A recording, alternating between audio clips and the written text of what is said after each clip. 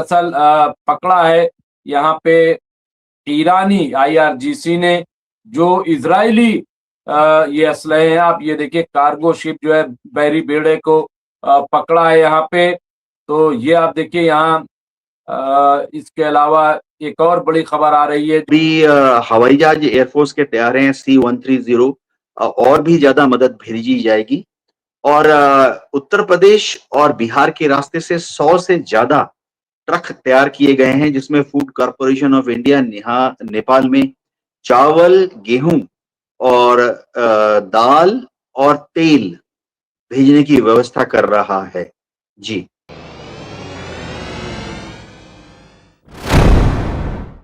आदाब, मैं हूं मुमताज आलम रिजवी और इस वक्त मैं आपके खिदमत में लाइव हाजिर हुआ हूं। सुबह के 10:30 बज चुके हैं। जी हाँ, मैं आपको अमेरिका, इजराइल, फिलिस्तीन तमाम की अपडेट्स दूंगा, लेकिन उससे पहले मैं एक बार फिर नेपाल का जिक्र करना चाहता हूं। नेपाल की तस्वीर जो आई है वो बहुत ही दर्दनाक है, बहुत ही अफसोसनाक है।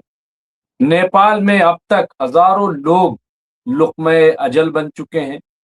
वहां पे होटल्स, घर, तमाम कारोबार, और बताया जा रहा है कि ये जो सैलाब आया है, जो तबाही हुई है, सैलाब 5 मंजिला से ज्यादा, आप तसव्वुर करें। और जिस तरह की तस्वीरें दिखाई जा रही हैं, ऐसा लग रहा है जैसे ये कोई फिल्म का सीन है, लेकिन ये फिल्म का सीन नहीं है, ये नेपाल की सच्चाई है। और कल हमारे साथ सुबर्णा राज जी जुड़े हुए थे नेपाल से।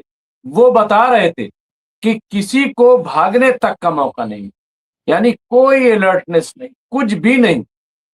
जो जहां था वो वहीं रह गया। हो सकता है 10-20 कदम वो चला हो, लेकिन सब अचानक तबाह हो गया। और इसी को कुदरत का कहर कहते हैं। जब कुदरत का कहर होता है तो आप देखिए कि इंसान बेबस हो जाता है, इंसान लाचार हो जाता है, मजबूर हो जाता है, और उसकी कोई हैसियत नहीं रहती। मैं तसव्वुर कर रहा था कि आप जरा सोचिए कि जो लोग वहां रहे होंगे, हिंदुस्तान से भी सैकड़ों की तादाद में 105-6 लोगों की खबर आ रही है कि वहां पे जो घूमने के लिए गए थे, सयाहत करने के लिए गए थे, वो लापता हो गए, अभी तक मिले नहीं।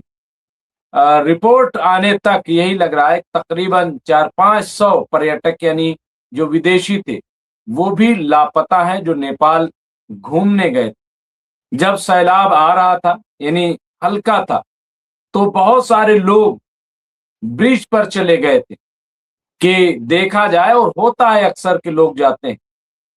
लेकिन उन्हें क्या पता था कि ये सैलाब मामूली नहीं है, बल्कि बहुत बड़ा सैलाब है। और उसमें इंसान, सड़क, हर चीज जो है, हाँ, और बहुत भारी नुकसान नेपाल का हुआ है। नेपाल ने हिंदुस्तान से मदद मांगी है, हिंदुस्तान से गुहार लगाई है कि वो ज्यादा से ज्यादा मदद करें। और हम उम्मीद करते हैं कि हिंदुस्तान क्या, पूरी दुनिया नेपाल के साथ खड़ी है, पूरी दुनिया नेपाल की मदद करेगी। और मदद होनी चाहिए, क्योंकि ऐसा सैलाब, ऐसा शायद ही कभी देखने को मिला हो। तो और बहुत ज्यादा लोग जो है, और तस्वीर जो आ रही, मैं आपको दिखाऊं कि किस तरह का सैलाब, एक तस्वीर आई है, मैं शॉर्ट में ही वो दिखाना चाहूंगा कि आप देखिए कि किस तरह का सैलाब जो आया है। हालांकि आप तक सोशल मीडिया के जरिए वो तस्वीर पहुंच गई होगी, लेकिन फिर भी मैं वो तस्वीर यहाँ पे, ये आप देखिए, ये तस्वीर मैं आपको दिखा रहा हूँ। ये कितनी डरावनी, कितनी भयंकर ये तबाही है, आप तसव्वुर नहीं सब कर सकते, आप सोच नहीं सकते इस तबाही के बारे में। दुआ करनी चाहिए हम सबको अल्लाह से कि अल्लाह जो है वो हम सब की हिफाजत फरमाए, हम सब की मदद फरमाए। और इस तरह की तबाही आप सोचिए जरा से, क्या आप तसव्वुर कर सकते हैं, ये जो नज़ारा है, ये जो आप देख रहे हैं, ये रोंगटे खड़े करने वाला है। ये अल्लाह से दुआ करने वाला है कि पालने वाले हम सबको इस तरह की तबाहियों से महफूज रखे, हम लोगों को बचाए ऐसी तबाहियों से। आप देखिए, मैं कल से बड़ी बेचैनी महसूस कर रहा हूँ। मैं एक-एक लम्हा को सोच रहा हूँ कि ये जो तबाही है वाक़ई बहुत ज़्यादा, और सोचिए ज़रा से जिनके रिश्तेदार, जिनके घर वाले या हिंदुस्तान से जो लोग गए थे सयाहत करने वाले, उनके घरों में मातम पसरा होगा इस वक़्त। आओ फ़ुगा वहाँ पे जारी होगा, और क्यों ना हो कि जब इतनी बड़ी तबाही, आप देखिए सोशल मीडिया पे यही चल रहा है। बहरहाल अल्लाह मदद करे, दुनिया फ़ानी है, दुनिया फ़ना होने वाली है और फ़ना हो जाएगी, लेकिन दर्द तो रहता है। यकीनन सबको जाना है, लेकिन इस तरह की जब तस्वीरें उभर कर आती हैं, तो बहुत दर्द देती हैं। आप देखिए कि लोग भाग नहीं सके, लोग बिल्कुल मतलब निकल ही नहीं सके। आप देखिए एक लम्हे में किस तरह से ये जो है, तो ये तबाही जो हम आपको दिखा रहे थे, फिर हम आपको दिखाएँगे और बताएँगे कि क्या। और हमारे साथ ग्रुप कैप्टन उत्तम कुमार देवनाथ जी भी जुड़ेंगे। हम जायज़ा लेंगे। अब मैं थोड़ी-सी जो अपडेट्स हैं मिडल ईस्ट के ताल्लुक से, बहुत इम्पोर्टेंट अपडेट्स हैं, और सुपर्णा राज जी जैसे ही हमसे जुड़ते हैं, हम उनसे और अपडेट्स नेपाल के सिलसिले में लेंगे कि क्या अपडेट्स हैं, किस तरह की तबाही। और ये मंजर बताता है कि तबाही जो है वो बहुत भयंकर है, बहुत बड़ी तबाही है। और इस तरह का सैलाब या तो हमने उत्तराखंड में देखा था कि जब बादल फटे थे तो पूरा के पूरा मंदिर से लेकर के और सब कुछ तबाह हुआ था, या मैं नेपाल में देख रहा हूँ। 2 बार नेपाल जाने का मौका मिला। जब ज़लज़ला आया था तब भी बहुत बड़ा ज़लज़ला था। मैं गया था, वहाँ की पार्लियामेंट से लेकर के मंदिर, पुराने प्राचीन मंदिर और सब घर, सब कुछ तबाह वहाँ पे हुआ था। बहरहाल इस वक़्त जो बड़ी अहम खबरें हैं, वो मैं आपकी तरफ मुतवज्जे करना चाहूँगा।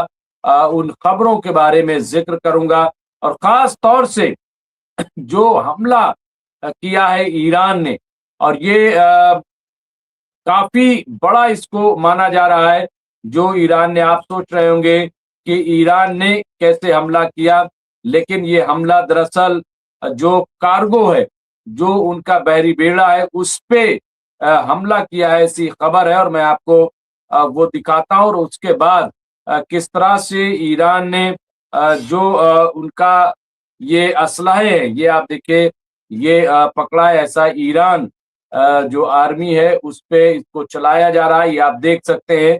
यहाँ पे ये दरअसल पकड़ा है यहाँ पे ईरानी आईआरजीसी ने, जो इजरायली ये असलहे हैं। आप ये देखिए, कार्गो शिप जो है बहरी बेड़े को पकड़ा है यहाँ पे।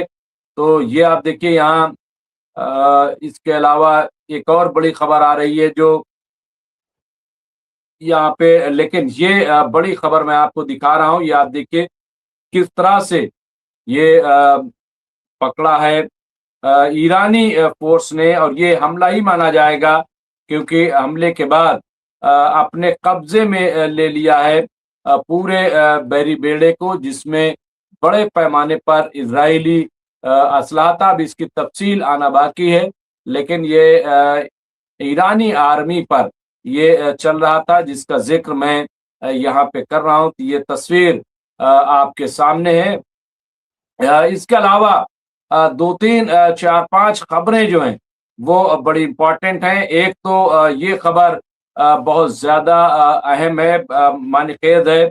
हमारे साथ कैप्टन साहब भी जुड़ गए हैं, लेकिन 2-3 खबर जल्दी-जल्दी से दे करके एक एक खबर और आ रही है, जो गैमर साहब दे रहे हैं कि 5,000 अमेरिकी सैनिक और यूएसएस रिजर्विस्ट जो हैं वो तक रहेगा, यहाँ 7 मंथ तक रहेगा, ऐसा बताया जा रहा है। अब ये क्या है डिटेल में, इसकी डिटेल लूँगा। लेकिन यहाँ पे तस्वीर जो है वो सामने आ रही है। शकील इनकलाबी मालेगांव।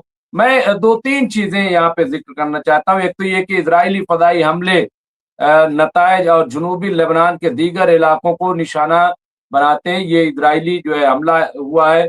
कौमी खबर रसा एजेंसी एनएनए की रिपोर्ट के मुताबिक इजरायली जंगी तैयारों ने जनूबी लेबनान में बालाई ये नबातेज के मशरकी मदाफात में अलग ताहिर पहाड़ी को निशाना बनाते हुए ये आप देखिए सुबह के फदाई हमलों के ये सुबह ये जो हमला किया है इजराइल की तरफ से ये हमला हुआ है। इसमें कहा गया है कि इस इलाके ने बड़े पैमाने पर हंगामा खेज मिसाइल की एक सीरीज का तजर्बा किया है, जिसकी वजह से पूरे इलाके में जोरदार धमाकों की गूंज सुनाई दी है। तो लगातार जो है इजराइल हमले कर रहा है। दूसरा ये कि ईरान में अमेरिकी डॉलर 2 मिलियन रियाल तक पहुंच गया, ये खबर है। इसके अलावा तीसरी, ईरान की मईशत कई दहाइयों की बैनुल अक़वामी पाबंदियों और मुल्की बदनिज़ामी की वजह से तबाह हो चुकी है। तो ये भी अल जज़ीरा पे खबर ये अभी अपडेट हुई है। इसके अलावा जो अमेरिका में यहाँ आरएसएस चीफ मोहन भागवत गए हैं, उनके जबरदस्त तरीके से मुखालफत की जा रही है। तो ऐसी खबरें भी आ रही हैं। इन तमाम इश्यूज पे हम बात करेंगे और खास तौर से कि क्या सूरत हाल है उन पर भी रोशनी डालेंगे। हमारे साथ जुड़ गए हैं ग्रुप कैप्टन उत्तम कुमार देवनाथ जी। मैं उनका इस्तकबाल करता हूँ, खैर मकदम करता हूँ।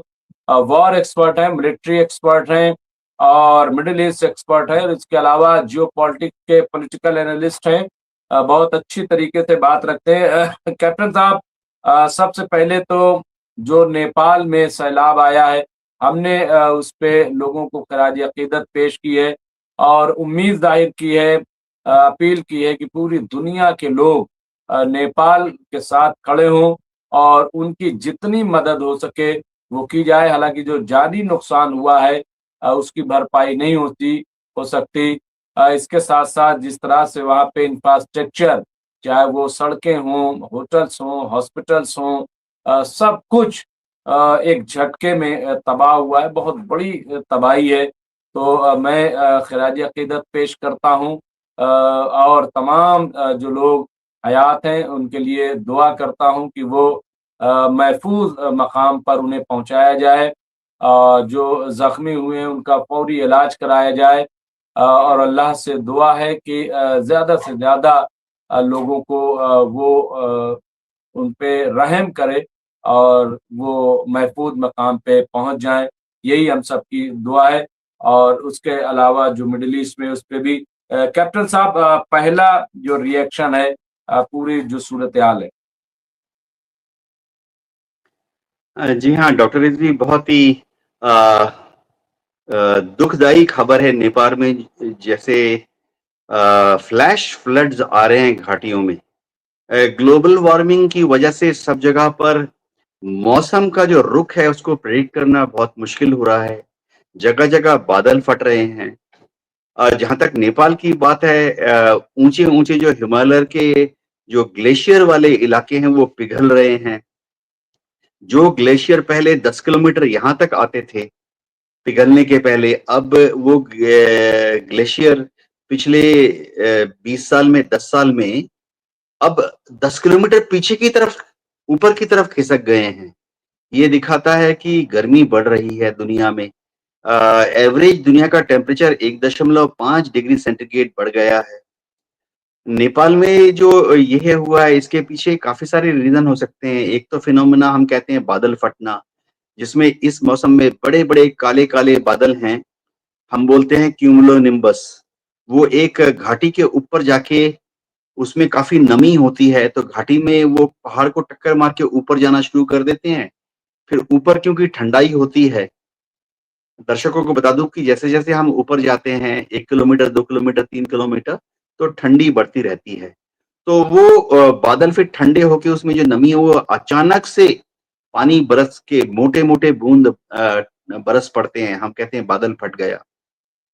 एक और रीजन जो अब जो मौसम वैज्ञानिक हैं वो ये लगा रहे हैं कि ऊपर जो ग्लेशियर्स हैं उनके जो नीचे की ग्लेशियर्स तो सब मोरेन पे बैठे होते हैं, बड़े बड़े पत्थर नीचे की जो जमीन है उस पर बैठे होते हैं।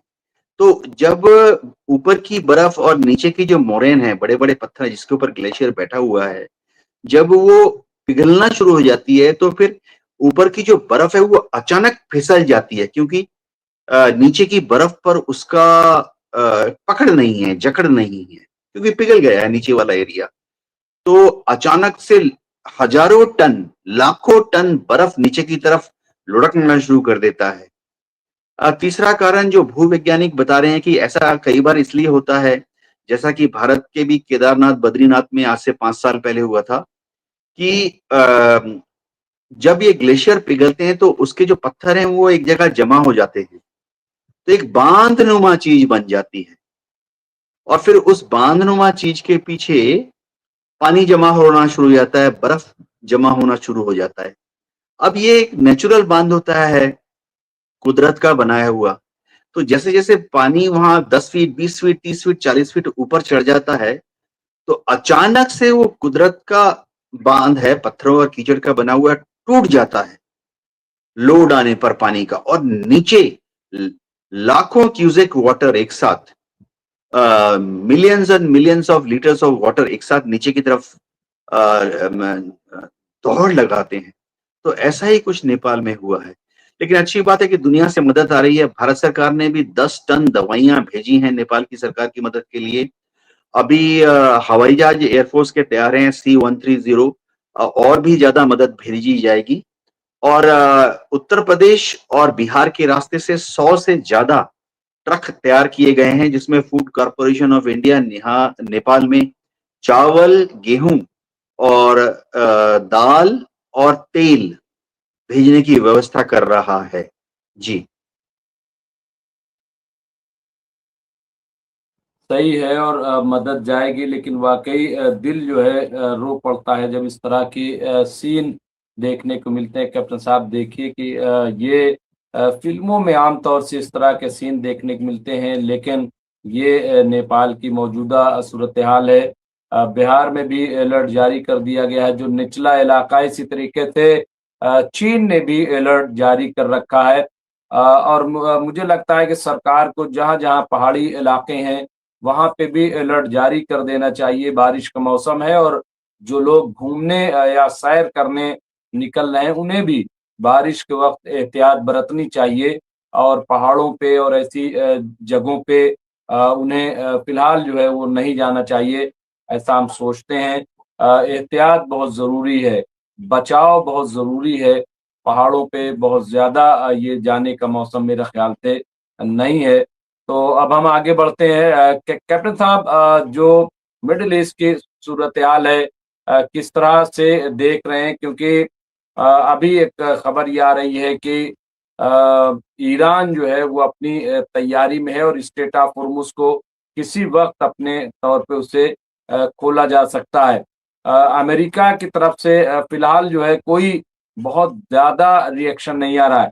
लेकिन आपके पास क्या अपडेट है मिडल ईस्ट को लेकर, कैप्टन साहब? डॉक्टर, जी, अच्छी बात यह है कि अमेरिका ईरान पर बम नहीं गिरा रहा है। इज़राइल भी अपने को काबू में रखे हुए है। ईरान बहुत ही समझदारी दिखाते हुए कोई फौजी कार्रवाई नहीं कर रहा है। अभी कतार का एक डेलीगेशन और कतार के जो वजीर हैं वो गए हुए हैं ईरान। कतार ने हमेशा वेस्ट एशिया में, गल्फ कंट्रीज में जो भी टेंशन है उसको कम करने की कोशिश की है। हम याद रख सकते हैं कि 2022 में जो अमेरिका और अफगानिस्तान के बीच में मोर और लेस सक्सेसफुल डायलॉग और बातचीत और समझौता हुआ था तालिबान के साथ अमेरिका का, उसमें कतार का बहुत बड़ा रोल था। अभी पाकिस्तान से उनके जो चीफ ऑफ आर्मी स्टाफ हैं फील्ड मार्शल आसिम मुनीर, वो भी 2 दिन के ईरान विजिट से लौटे हैं। तो सब देश कोशिश कर रहे हैं कि इस युद्ध में ईरान को आस्ते आस्ते जो अमेरिका का रुख है, यानी जो इजराइल का रुख है, वो समझाया जाए। जाहिर बात है ईरान ने भी बहुत कॉम्प्रोमाइज किए हैं। ईरान ने अपनी तरफ से कह दिया है कि वह कोई हमला किसी गल्फ कंट्री पे नहीं करेगा। ईरान ने अपनी तरफ से ये भी कह दिया है, जो कि बहुत बड़ी बात है डॉक्टर रिजवी, कि दुनिया का कोई भी मुल्क है अ, अ, उसको ईरान स्ट्रेट ऑफ हॉर्मुज से गुजरने देगा, बशर्ते पहले उस जहाज का कैप्टन या उस जहाज की जो कंपनी है वो ईरान के स्ट्रेट ऑफ हॉर्मुज का जो एडमिनिस्ट्रेटिव अथॉरिटी है वहां पे रिपोर्ट करे, वहां पे अपने को रजिस्टर कराए और जाए। ईरान ने कहा किसी भी देश को मना नहीं करेगा। हाँ, ईरान ने कहा है कि अगर वो शिप इजराइल में रजिस्टर्ड है या अमेरिका में रजिस्टर्ड है तो ईरान 10 सवाल पूछेगा, जो कि उनका हक है, क्योंकि इजराइल ने तो हमला किया है ना।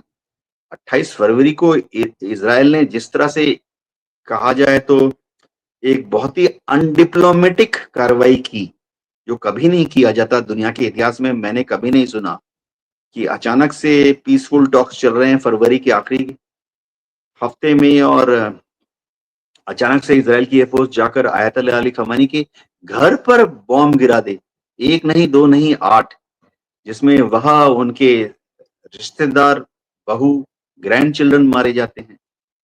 तो जब इजराइल इतना कुछ कर चुका है तो उसको इसके लिए भी राजी होना चाहिए कि इजराइल का कोई जहाज अगर गल्फ कंट्री से गुजरता है या कोई ऐसा शिप है जो गल्फ से निकलने के बाद, चाहे दूसरे देश का जहाज हो, वो पूछते हैं कि कहाँ जा रहे हो, तो अगर वो इजराइल की तरफ जा रहा है तो फिर उसको क्लियरेंस नहीं देते हैं। तो इतना तो किसी भी लड़ाई के मौसम में ईरान क्या, भारत भी इस तरह का एक बर्ताव करता। जी। बिल्कुल सही कह रहे हैं। और ये कोई भी इस तरह से बर्दाश्त नहीं करेगा। और पूरी दुनिया ने देखा, और यही वजह है कैप्टन साहब कि पूरी दुनिया में इजराइल हो या अमेरिका, वो बरहना हो गए हैं, बेनकाब से हो गए हैं। और जो इज्जत थी इनकी कि भाई ये सेकुलरिज्म की बात करते हैं, डेमोक्रेसी की बात करते हैं, बराबरी की बात करते हैं, ह्यूमैनिटी की बात करते हैं, वो सब मेरा ख्याल है कि अब बेमानी हो गया है इनकी जबान से। अब ये अल्फाज जो है वो अच्छे नहीं लगते हैं। तो ये वजह यही है कि जब आप कहते कुछ है, करते कुछ हैं, आपकी तानाशाही जो है वो सामने आ गई है, घिनौना चेहरा सामने आ गया है कि आपने जो तमाम यूएनओ जैसे एजेंसियां या डिपार्टमेंट्स आपने बनाए थे, तो आप सबको पता चल गया कि ये सिर्फ अपने आप को बचाए रखने के लिए, अ, जैसे हमने देखा कि बहुत सारे लीडरान चैरिटेबल ट्रस्ट बना लेते हैं, तो वो दिखाने के लिए सफेद पोश के साथ हम ये काम कर रहे हैं, ये काम कर रहे हैं। तो लेकिन पीछे क्या हो रहा है सबको पता है।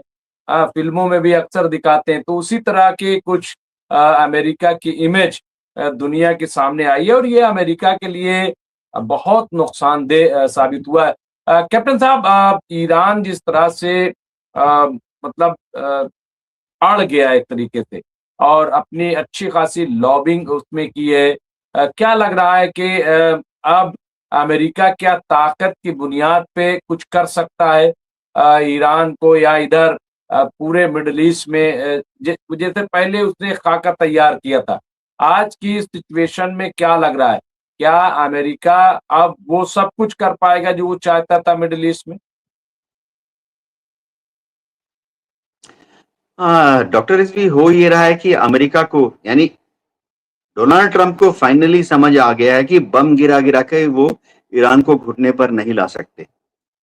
अब डोनाल्ड ट्रंप पिछले इतने सालों से, उनका तो ये सेकंड टेन्योर है, डोनाल्ड ट्रंप यानी अमेरिका तो 4,500 से ज्यादा सैंक्शंस इसके पहले ईरान पर लगा चुका था। इस बार और ज्यादा सैंक्शन ईरान पर लगा रहा है। आर्थिक मजबूरी में ईरान को ढकेलने की कोशिश कर रहा है। पहले पहले अमेरिका क्या करता था, शुरुआती दौर की बात है, कि ईरान दूसरे देशों के साथ तिजारत नहीं कर पाएगा, कुछ ऐसा करते थे। अब अमेरिका ने आस्ते आस्ते क्या किया है कि दूसरे देशों के ऊपर दबाव डाल रहा है कि वह ईरान के साथ तिजारत ना करें। इसका कुछ एग्जाम्पल हम पहले भी हमें मिल चुका था। 2019 में अमेरिका ने भारत पर दबाव डाला कि हम ईरान से कच्चा तेल ना मंगाएं। हमारी कंपनियां ईरान के चाबहार पोर्ट को बंदरगाह को बना रही थी। अभी पिछले साल 2025 से अमेरिका ने बहुत दबाव डाला और भारत की चार कंपनियों को चाबहार पोर्ट से बाहर निकाल दिया, उनको ब्लैकलिस्ट कर दिया, ग्रे लिस्ट कर दिया। तो इन चारों कंपनियों को अपने जितने मुलाजिम थे उनको इस साल के जनवरी फरवरी में ईरान चाबहार से वापस लाना पड़ा। अब अमेरिका चीन जैसे देशों को और दुनिया के दूसरे देशों को जैसे भारत को भी टैरिफ की धमकी दे रहा है कि अगर चीन या भारत भी ईरान से कोई व्यापार करेगा, ईरान से कच्चे तेल का इंपोर्ट करेगा, तो फिर अमेरिका 50% टैरिफ लगा देगा। तो इस तरह की धमकियों से अमेरिका उम्मीद करता है कि चीन डर जाएगा, भारत भी डर जाएगा। चीन से ऑलरेडी बयान आ गया है कि अगर अमेरिका टैरिफ लगाएगा तो अमेरिका के ऊपर चीन भी काउंटर टैरिफ लगा सकता है। ग्लोबल टाइम्स में तो आर्टिकल भी छप गया है कि अगर अमेरिका चीन के ऊपर टैरिफ लगाएगा तो चीन के पास दूसरे रास्ते हैं, जैसे कि चीन रेयर अर्थ मिनरल्स जो हैं जिसका कि 70% चीन कंट्रोल करता है, माइनिंग और प्रोसेसिंग भी, उसका एक्सपोर्ट अमेरिका को बंद कर देगा। तो इससे अमेरिका को ही लॉन्ग टर्म में नुकसान होने वाला है। जी डॉक्टर रिजवी। बिल्कुल। और अब अमेरिका वही चीज है कि मनमानी नहीं कर सकता जैसा वो सोच रहा है, और उसे भी अपना जो है एहतिसाब करना चाहिए। अपने आप को अब देखना चाहिए कि वो कहाँ पे खड़ा है, और इस बात का इशारा बार बार चीन भी करता रहा है कि अब तुम बहुत ज्यादा पावरफुल नहीं हो, तुम्हारा ढलान है। बहरहाल अगर मैं यहाँ पे कैप्टन साहब ईरान की तैयारियों के सिलसिले में बात करें, ईरान में बहुत क्राइसिस है, इसमें कोई दो राय नहीं। अभी हमने आपको बताया अल जजीरा की जो रिपोर्ट है कि वहाँ की जो करेंसी है, वहाँ के जो हालात हैं, लेकिन इसके बावजूद जो तैयारी, जंगी तैयारी है, उसको लेकर के उनके बड़े हौसले बड़े दिखाई दे रहे हैं। फिर जो ऑयल वहाँ पे और गैस की जो खोज हुई है, उसको लेकर के भी काफी उम्मीदें जगी हैं। क्या लग रहा है कितना स्टैंड कर पाएगा ईरान? हालांकि उनके अवाम जो है वो पूरी तरह से इंटैक्ट है अपनी हुकूमत और अपनी फौज के साथ। कैप्टन साहब।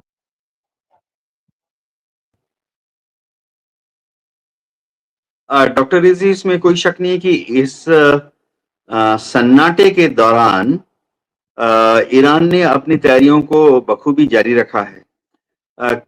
जो अलग अलग सोर्सेज हैं उनके हिसाब से ईरान ने अपने ड्रोन के जखीरे को फिर से बढ़ा लिया है। प्रोडक्शन लाइन फिर से फुल स्पीड पर चल पड़ी है।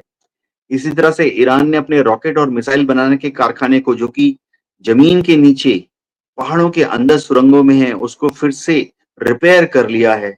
अमेरिका ने बंकर बस्टिंग बॉम्ब गिरा के काफी नुकसान पहुंचाया था।